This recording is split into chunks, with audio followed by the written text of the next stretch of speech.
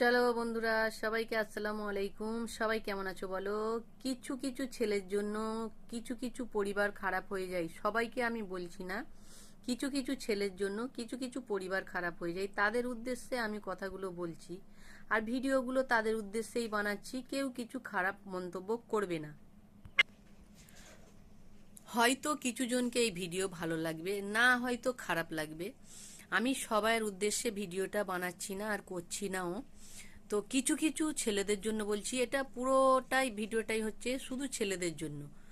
আর তোমরা ভাবছো যে ছেলেদের জন্য কি কথা আমি বলবো, ছেলেদের মানে কি কথা আমি বলবো, কি কারণ তার, সেইগুলো জানার একটু তোমাদের একটু আগ্রহ হচ্ছে যে আপুটা কি বলবে।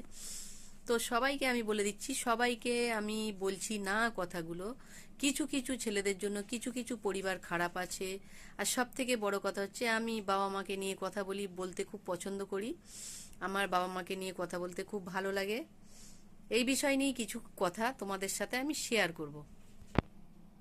পরিবেশগুলো, কিছু কিছু ছেলের কারণে বাবা মা বৃদ্ধাশ্রমে চলে যাচ্ছে, তাই না? বৃদ্ধাশ্রম বোঝো কেমন? বৃদ্ধাশ্রমটা কেমন, কাদের জন্য? এটা হচ্ছে ছেলেদের নিজেদের ছেলেদের ভুলের জন্য। একটা মাকে যখন তোমরা বৃদ্ধাশ্রমে দিয়ে আসছো, সেখানে কি তুমি খোঁজ নিতে যাও কোনো দিন? মা কেমন আছে, বাবা কেমন আছে? আর কেনই বা বৃদ্ধাশ্রমে দিয়ে আসবে তোমরা মামা, মানে বাবা মাকে? কেন? কি তাদের মানে অন্যায়টা কি?